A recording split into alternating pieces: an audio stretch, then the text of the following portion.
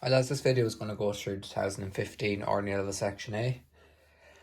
Question A1 tells us the 3D graphic below shows an image of a calculator. The plan and partially complete elevation and view are also shown. Part A, complete the elevation of the calculator. So basically this view here. So first thing I'll do is take up my points from my plan.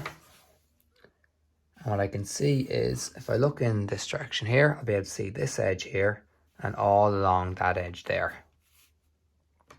So just to start it off, I can continue this line heavy all the way to the end there, and then complete that part there and that part there in heavy. And then that completes our elevation. So that's all we have to do for that part. Part B, complete the end view of the calculator. So what happens when we look in along this direction here, what do we see? So you can see we're going to see that edge there and that edge there. And this side here is going to appear as hidden detail at the back corner. So that corner there. So what we'll do is we'll rotate around our end point first. And take that up. And across. That's going to be heavy across to there and down to there. And then we have our edge here, which is going to be the front face of the the calculator. So I need to take that around as well. And that is along this edge here. So take that across and rotate it around.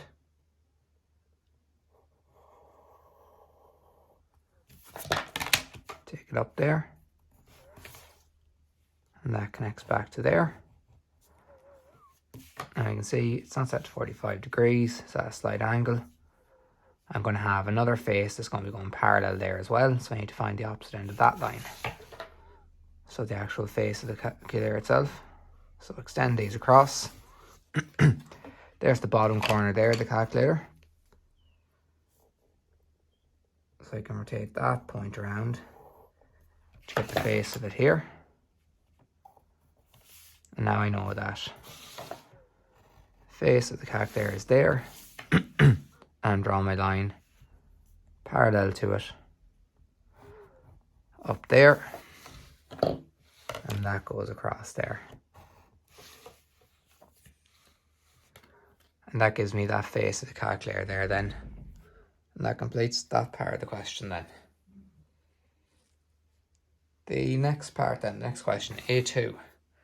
The graphic on the right shows an image from the Angry Birds computer game. The curve is in the shape of a parabola. The drawing below shows a portion of a parabola inscribed in a rectangle, ABCD. V is the vertex of the parabola. Locate the remaining points on the parabola. So for this one here, I need to divide out the lines, or divide out the sides into the rest of the remaining points. So I just take the distance I'm given, there, same as that. I step it down. And that gives me the end then. So I'm dividing into 1, 2, 3, 4, 5, 6 for the top. So go from here, line out at a random angle, step out 6 divisions, 1, 2, 3, 4, 5, and 6. Remembering to connect it back to the center, the vertex. Taking these down then, parallel.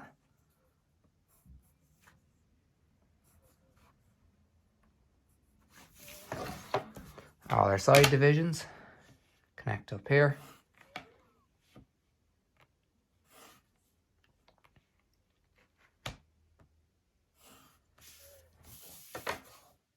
And then these go straight down.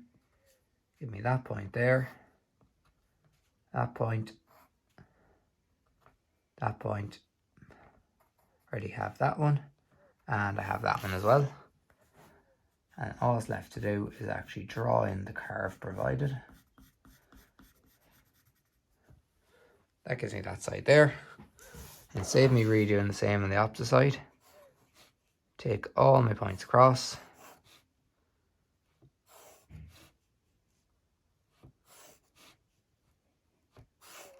And now I can apply my widths then. So that width there, that width there, that width, and that width there.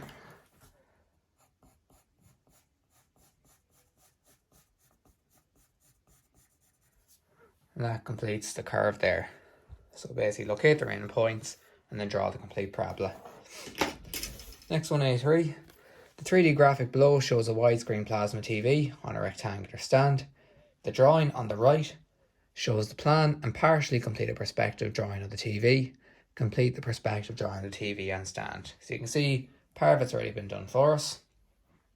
We need to now draw the rest of it. So, first thing I'm going to do is I'm going to complete the actual 3D part here on the side. So connecting this back to my vanishing point here and here. My total width is this width here. My spectator is located just here. So I can join this corner back there, and where it hits the picture plane,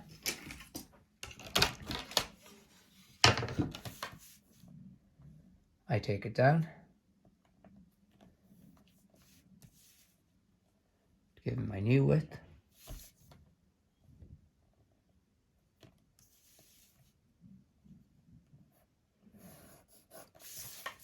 So now I have the width of the telly got now.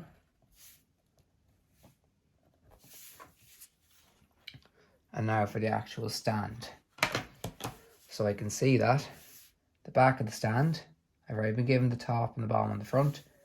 The back of the stand goes back to there, connected to my spectator here, where that hits the picture plane.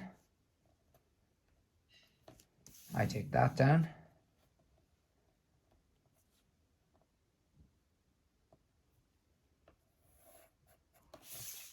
I get the back of the stand going through there, the top of the stand going through there as well.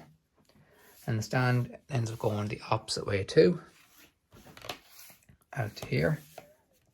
Join that back to the spectator there.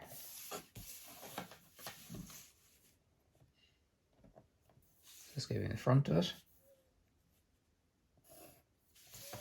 Stand goes back as far as here. And it goes straight up. Small distance there. Joins back there.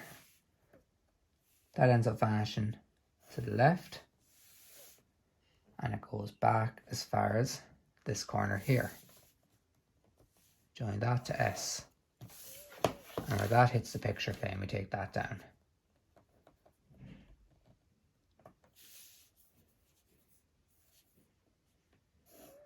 So it goes off into the side, you can't see it because it's been covered. That gives me that section there. And the last portion I need to do is the small little part here of the stand, which is this little section here. So join this corner back to S.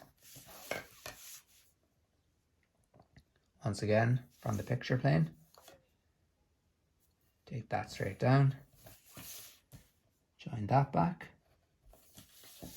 that goes straight up there, and then it goes back as far as that corner there, follow back, take it down, and we get that little section in there. And that completes the TV then in perspective. The last one, A4. The drawing below shows an arrangement of circles similar to those in the toys on the right. The horizontal line RS and circles A and B are in fixed positions as shown, so these won't be moving. Circles C and D are free to move, so these two are able to move around. Part A. Redraw circle C when it has been moved to position C1 and is in contact with circles A and B. So basically we move this down here, that's touching off these two circles. So we know when there's circles in contact, to find the centre, we have to add the radiuses together. So what I'll do is, from circle C, I'll just continue that horizontal line there, or sorry, from circle A, and I'll take the radius of circle C and add it on to the radius of circle A. So I know that somewhere along that arc there is the centre. Because the distance from the edge here, from the outline of the circumference, out to that centre point is the centre of the new circle C, because it's rolling around there. Whereas the stop, when I take the radius of circle C and add it on to B. So I take that distance again, add it on to B, and swing my new radius. And that's where they cross. We join the centres to find the point of contact. So it's going to touch off here and here. And then the radius shows that that's the radius there. And it's the same radius out here as well. And we just draw in our circle that's now in contact with them.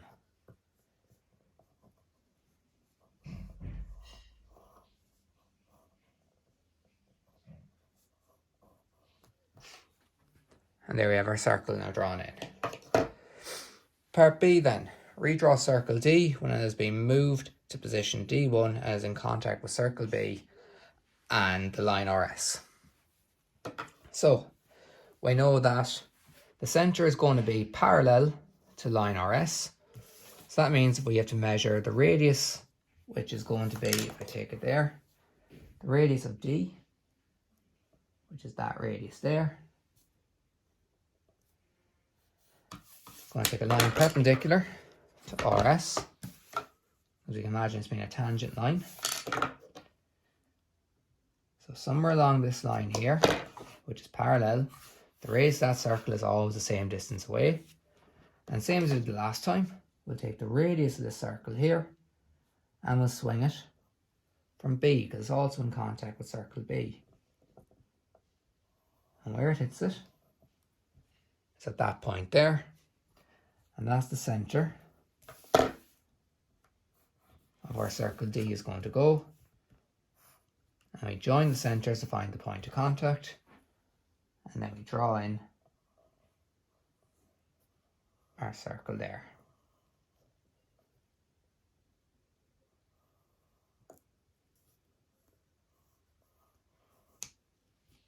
Like that. And the last thing, show all points of contact. We join our centres, there's one, there's our other one, there's our third, and there's our fourth. So hopefully that video helps anybody who may have been stuck on any of those 4 questions there.